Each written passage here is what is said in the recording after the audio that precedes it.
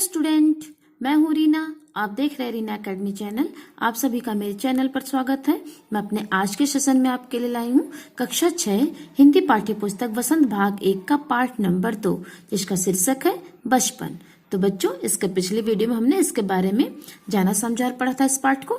आज इस वीडियो में हम इसके संपूर्ण प्रश्न अभ्यास को करेंगे, तो आप सभी अंत तक बने रहे हमारे साथ इस वीडियो में।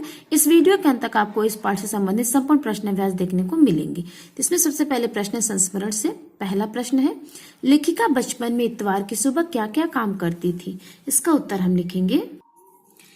बचपन में इतवार की सुबह लेखिका अपने मोजे धोती थी, फिर जूतों पर पॉलिश करके उसे कपड़े या ब्रश से रगड़कर चमकाती थी। तो ये होगा इसका उत्तर। अब सेकंड यानी दूसरा प्रश्न है, प्रश्न नंबर 2, तुम्हें बताऊंगी कि हमारे समय और तुम्हारे समय में कितनी दूरी हो चुकी है। इस बात के लिए लेखिका क्या क्या उदाहरण देती हैं? यानी लेखक किस एग्जाम्पल के द्वारा बताती हैं कि हमारे बचपन में हम लोग क्या करते थे और आप लोग अब इस समय क्या कर रहे हो अपने बचपन में। इसका उत्तर हम लिखेंगे। लेखिका कृष्णा श्रोपती बताती हैं कि हमारे समय और तुम्हारे समय में कितनी दूरी आ चुकी है, यहाँ तक कि बचपन की दिलचस्पियां भी बदल चुकी हैं। उन दिनों कुछ घरों में ही ग्रामोफोन हुआ करता था, आजकल तो हर घर में तो रेडियो और टेलीविजन है। हमारे वक्त की कुल्फी आज आइसक्रीम ने ले ली है, कचौरी समोसा पेटीज में बदल गया है, शहतूत और फालसे और खसखस के शरबत कोक और पेप्सी में बदल गए हैं। इस प्रकार हमारे तुम्हारे बीच में बहुत कुछ बदल गया है। इस प्रश्न का हुआ ये उत्तर। अब नेक्स्ट प्रश्न है हमारा प्रश्न नंबर 3। पाठ से पता करके लिखो कि लेखिका को चश्मा क्यों लगाना पड़ा। चश्मा लगाने पर उनके चचेरे भाई उन्हें क्या कहकर चिढ़ाते थे? इसका उत्तर हम लिखेंगे। लेखिका को रात में टेबल लैंप के सामने बैठकर पढ़ने के कारण उनकी नजर कमजोर हो गई थी, इस वजह से उन्हें चश्मा लगाना पड़ा।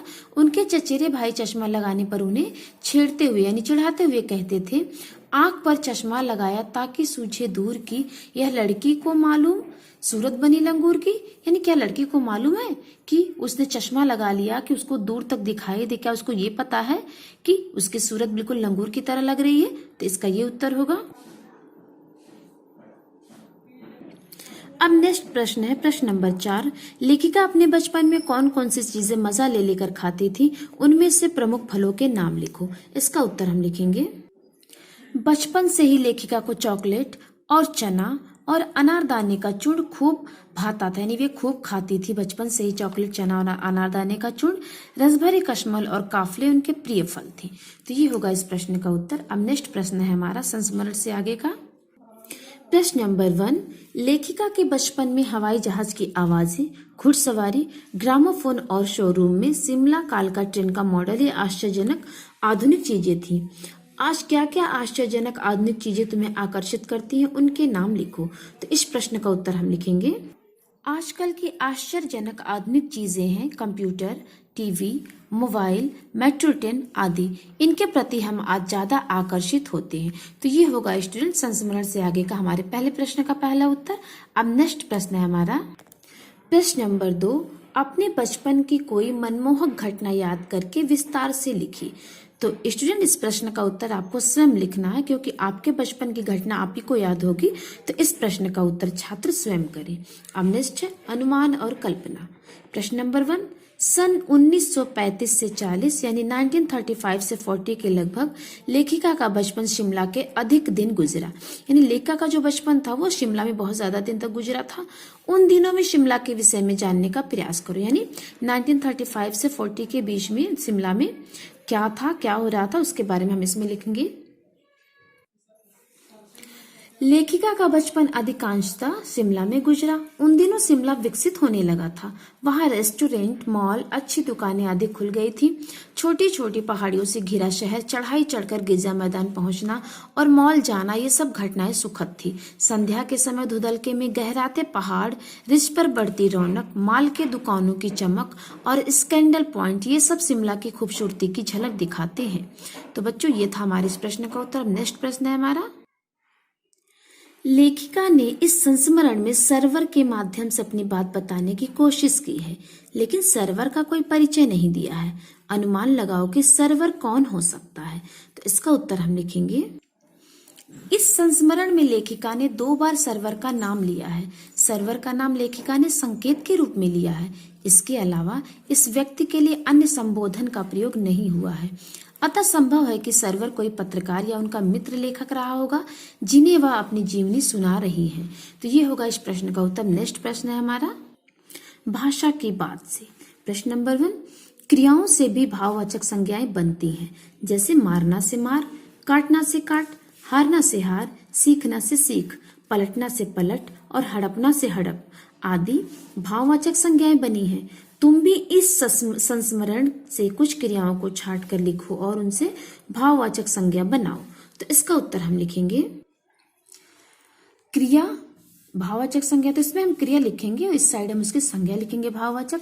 तो चमकना क्रिया से चमक भाववाचक संज्ञा बनेगा, भागना क्रिया से भाग भाववाचक संज्ञा बनेगी और बदलना क्रिया से बदल भाववाचक संज्ञा बनेगी।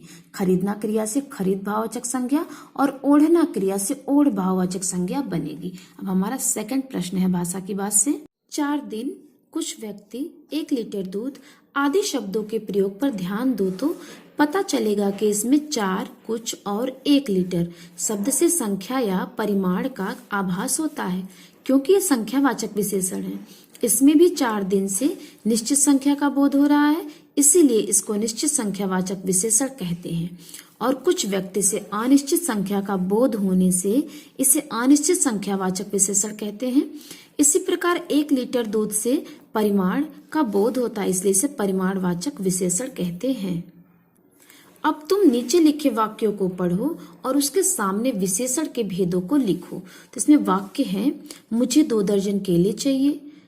दूसरा वाक्य, 2 किलो अनाज दे दो। तीसरा वाक्य, कुछ बच्चे आ रहे हैं। चौथा वाक्य है, सभी लोग हंस रहे थे। अंगा यानी 5वां वाक्य हमारा, तुम्हारा नाम बहुत सुंदर है। तो अब इन वाक्यों के सामने उससे जो विशेषण के जो भेद हैं, जो प्रकार, उसे हमें लिखना है। तो इसका उत्तर हम लिखेंगे। इस प्रश्न का उत्तर होगा स्टूडेंट भाषा की बात से उत्तर दो, मुझे 2 दर्जन केले चाहिए। इस वाक्य में निश्चित संख्यावाचक विशेषण का प्रकार है, यानी 2 दर्जन शब्द में निश्चित संख्यावाचक विशेषण है। और नेक्स्ट हमारा वाक्य, 2 किलो अनाज दे दो, इसमें 2 किलो शब्द में निश्चित परिमाणवाचक विशेषण का ये भेद है। अब नेक्स्ट है, कुछ बच्चे आ रहे हैं। इस वाक्य में कुछ शब्द में अनिश्चित संख्यावाचक विशेषण का ये भेद है।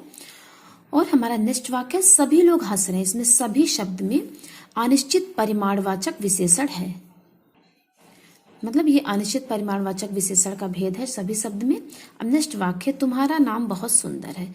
इसमें बहुत शब्द जो है, ये तुम्हारा जो है ये सार्वनामिक विशेषण है और बहुत शब्द जो है अनिश्चित परिमाणवाचक विशेषण है और सुंदर शब्द गुणवाचक विशेषण है। यानी ये जो हमारा वाक्य, सभी लोग हंस रहे हैं, में केवल एक ही विशेषण का भेद है, अनिश्चित परिमाणवाचक विशेषण। लेकिन तुम्हारा नाम बहुत सुंदर में 3 जो है विशेषण के भेद है। तुम्हारा सार्वनामिक विशेषण है, बहुत अनिश्चित परिमाणवाचक विशेषण है और सुंदर गुणवाचक विशेषण का इसमें भेद दिया गया है। अब नेक्स्ट हमारा प्रश्न है प्रश्न नंबर 3, कपड़ों में मेरी दिलचस्पियां मेरी मौसी जानती थी। इस वाक्य में रेखांकित शब्द दिलचस्पियां और मौसी संज्ञाओं की विशेषता बता रहे हैं, इसीलिए सार्वनामिक विशेषण है।